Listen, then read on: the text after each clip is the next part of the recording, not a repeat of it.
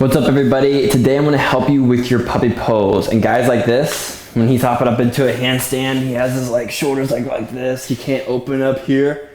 It can help for things like that. It can help with general heart opening. It can help with your shoulder joint. It can help with a lot of things, especially your thoracic spine. So if you're dealing with kyphosis, something I deal with, where your thoracic cage is like kind of curled in naturally or unnaturally, it can help you with that. So not only postural reasons, but it can help you with, handstands and some fun stuff like that, and just general mobility.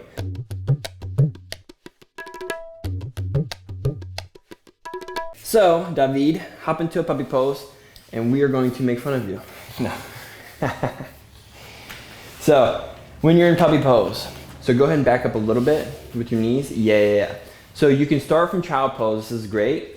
So if you are new to puppy pose, or it's just like you have really tight shoulders or tight chest, or just back pain, whatever it is, go slow with this. So you can just start to walk your fingers forward here, and his hips are slowly going to come forward. Keep walking, keep walking, keep going to where your hips come up. Keep going. A little bit faster. Yeah, maybe stop right there. So you might stop right here. You see how his hips are still behind his knees? There's not a lot of pressure on the shoulder joints here and chest yet, but you definitely still feel it. So maybe this is where you want to stop, and you can even bring your hands on top of blocks right here. So he's still, hips are behind the knees, and now he's adding some shoulder joint mobility here. So you can play around with this, and while you're here, I want you to imagine pushing the hands forward, yes, and pushing the hips back. That just gave him a lot more space here in the shoulder joints, for sure. So yeah, how you feeling? Good. Yeah. It's opening. All right, so we can move the blocks. And then from here, let me move the blocks here. Bring your hands back down to the ground. Yep. And now walk forward even more. So walk forward, keep walking, keep going.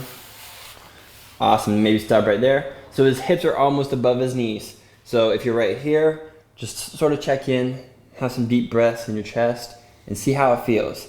Can you drop the chest down at all? Yeah, so he's pretty limited right here. That's where he's stopping right now. So and that's fine. Again, I want you to imagine, can you push the hands forward, reaching the tailbone back and away from your hands. Get that extra space. Yes, this is what we want. You see this straight line? This is what we want in our handstands, but it's a little bit hard sometimes to do. So if we're feeling good here, maybe walk a little bit more with the hands.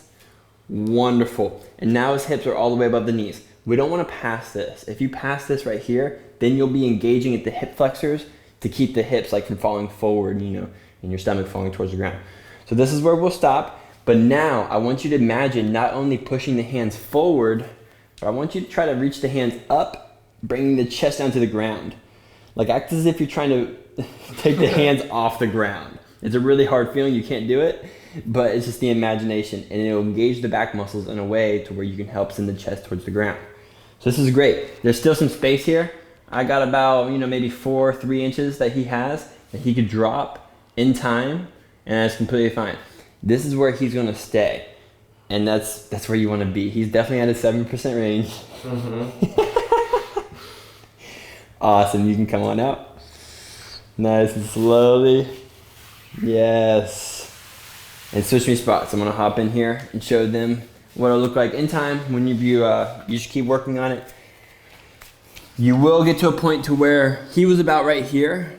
So imagine dropping the belly button through the thighs, reaching the tailbone up even more, and then the chest will get to the ground eventually. And then if you're here and you're comfortable, you can start playing around with lifting the elbows off the ground, gives you an extra inch. And then, like I said, you can come back to the blocks. So once you're used to, full puppy pose, now this is like puppy pose on steroids, to where I'm really opening up through my shoulder joints here and chest. So here I can imagine, again, pushing the hands forward, reaching the tailbone back, dropping the chest down by engaging my back, and I can almost lift my arms up. You're trying to imagine lifting your arms up, sending your chest down. So it's really the same game as always. You can do this on ledges, you can do it on a wall, you can do it anywhere, but nothing beats puppy pose on the ground supported by some blocks.